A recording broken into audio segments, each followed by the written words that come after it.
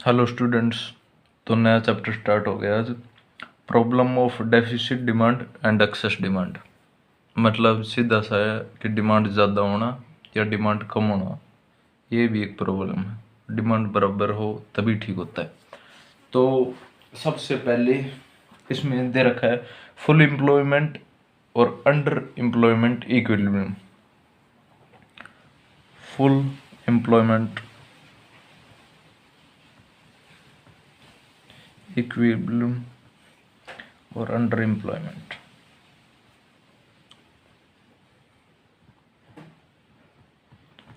तो इन दोनों में एडी एग्रीगेट डिमांड और एग्रीगेट सेविंग बराबर होती है, लेकिन प्रॉब्लम इसमें क्या, इसमें फुलर यूटिलाइजेशन ऑफ रिसोर्सेज होता है। ऑफ रिसोर्सेज यूटिलाइजेशन, इसमें फुल यूटिलाइज होता है रिसोर्स का और इसमें यूटिलाइज नहीं हो पाता। तो डेफिनेशन देख लेते हैं। It refers to a situation where AD and AC are equal and fuller utilization of resources। और इसमें AD and AS is equal to equal but not fuller utilization of all resources। ठीक है। अब इसके बाद एक और डेफिनेशन आती है वॉलंटरी और involuntary unemployment. Voluntary and involuntary unemployment. हम बेरोजगारी तो दोनों तरफ है। एक वो खुद चाह रहा है कि मैं उस रेट पर जो वेजेस मिल रही हैं उस रेट पर बेरोजगार रहूं, एक उसको उसी रेट पर जॉब नहीं मिल रही। वॉलंटरी ऐसे है कि उसकी एग्रीमेंट है, जैसे एक वेज फिक्स हो रहा है, जैसे एक दिन का 1000 रुपये मिलते हैं। अब एक वर्कर है, दो वर्कर हैं ए और बी। तो ए तो इस वेज पर काम नहीं करना चाहता, वो कह रहा है कि मैं 1500 रुपये पर डे काम मिले तब मैं काम करूं। एक इस वेज पर भी खुश है, तो ये खुश है और इसको जॉब नहीं मिल रही। तो ये सिचुएशन है इनवॉलंटरी एम्प्लॉयमेंट और ये सिचुएशन है वॉलंटरी एम्प्लॉयमेंट अनएम्प्लॉयमेंट, सॉरी। समझ गए। एक तो उसके पास जॉब ऑफर हो रही है लेकिन वो कर नहीं रहा क्योंकि उसको उस वेज पर या फिर उस काम में कोई दिलचस्पी नहीं है। जैसे एक तो वेज पर भी हो सकता है या फिर उसका कोई और रीजन भी हो सकता है। ये ठीक है, एक बार फिर देख लो। Voluntary occurs when some people are not willing to work at all और not willing to work at existing price या एग्जिस्टिंग वेज पर काम नहीं करना चाहता। ठीक है। और इसका उल्टा, उल्टा जैसे कि वो काम तो करना चाहता है पर उसको काम नहीं मिल रहा, वो वही वेज पर, चाहे कोई भी वेज हो, काम नहीं मिल रहा उसको। ठीक है। अब फुल एम्प्लॉयमेंट, फुल एम्प्लॉयमेंट एक डेफिनेशन जरूर आती है इनमें से। Full employment and natural unemployment.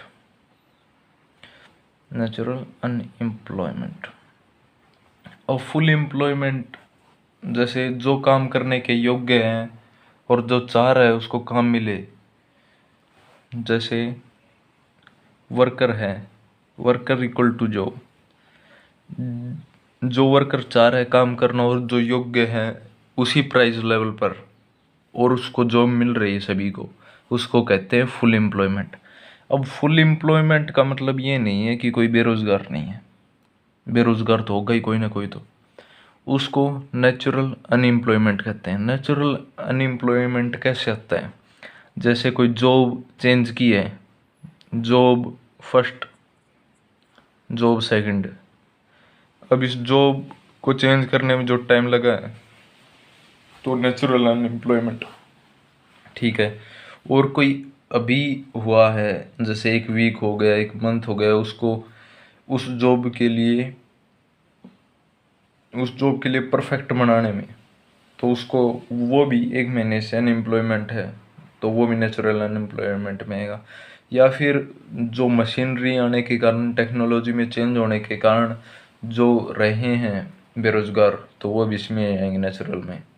ठीक है, तो फुल एम्प्लॉयमेंट का मतलब ये नहीं है कि सभी को रोजगार मिलेगा, कुछ तो नेचुरल लेवल पे होता ही है अनएम्प्लॉयमेंट, तो वही है ये। चलो आगे देखते हैं। अब नेचुरल जो है अनएम्प्लॉयमेंट, तो उसमें भी 2 टाइप्स हैं, नेचुरल अनएम्प्लॉयमेंट।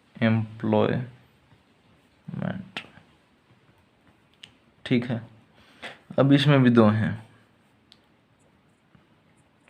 ठीक है, एक फ्रिक्शनल, एक स्ट्रक्चरल।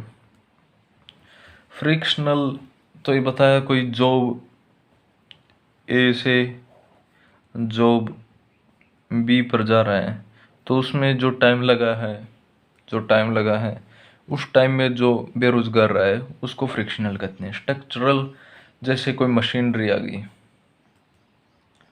मशीनरी पैकिंग की मान लो, पैकिंग की। ठीक है, अब वो कोई 10 बंदे उस काम को कर रहे थे, अब वो मशीन को चलाने में 2 आदमी ही चाहिए। ठीक है, अब जो बाकी के 8 हैं जो बेरोजगार हो गए, वो स्ट्रक्चरल एम्प्लॉयमेंट, अनएम्प्लॉयमेंट। तो ये है स्ट्रक्चरल और फ्रिक्शनल के बीच का डिफरेंस, यही है। अब देखते हैं आगे, डेफिसिट डिमांड की problem. Problem of deficit demand, demand में कमी आना, डेफिसिट डिमांड। ठीक है, अब ये डेफिसिट डिमांड, जैसे डेफिसिट डिमांड मतलब डिमांड में कमी आना, जो प्लान किया था वो रह गया कम, और जो एक्चुअल है वो हो गया ज़्यादा। अब ग्राफ से देख लेते हैं।